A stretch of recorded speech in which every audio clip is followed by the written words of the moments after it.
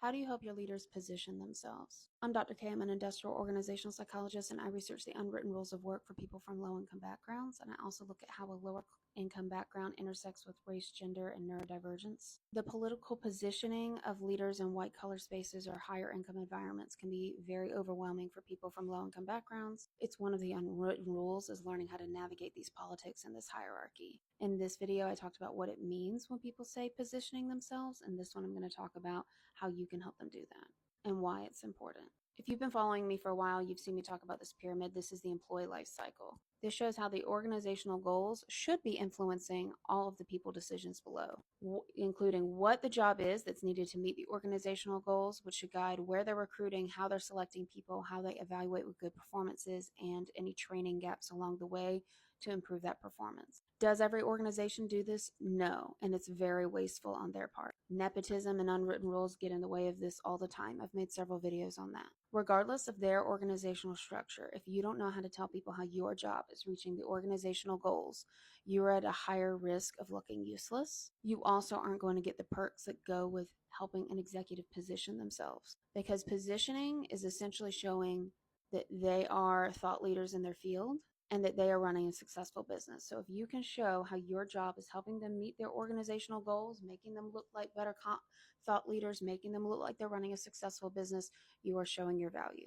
If at no point do you know how your job ties to the organizational goals, you're at more risk of layoffs, and you're certainly not going to get the same performance evaluation and promotions. Now, it should be clear up here in the performance eval section how your job is performing and tying to the goals. A really good leader will help you understand this, but those are hard to find sometimes, so having this skill set will just strengthen you. They don't have your position just to have a position and to throw money away. They have it to reach one of these goals, but some people suck at explaining this. So how you're going to know how to explain this is through what I've talked about here called the STAR method, looking at situation, task, action, result.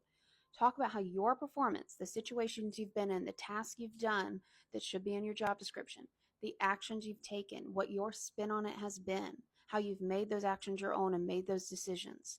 What results have they tied into that tie into the organizational goals? You want to talk about this every time you're meeting with your supervisor, not just when you have your once-a-year performance review. I've had some employees even send me stuff like this every Friday.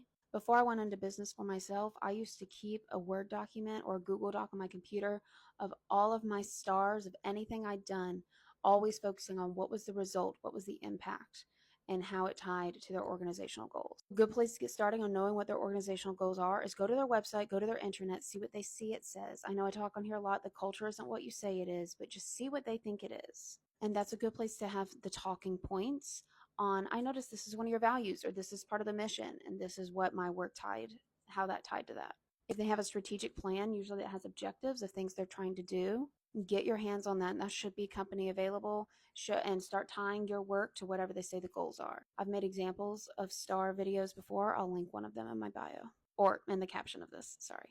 Thanks for watching. If you found this helpful, you want to learn more, join my school linked in my bio. It's where I do all of my courses, and I have weekly group coaching. If you want to ask me about your situation one-on-one, you can book some time on my calendar. The first 20 minutes are free, and one-on-one coaching is available for purchase. But if you want to test the waters first, I recommend joining my Thursday call in my school community, where you can learn from other people, network, and ask me questions live. Leave a comment if you'd like to see a video about a particular topic or a course in my school.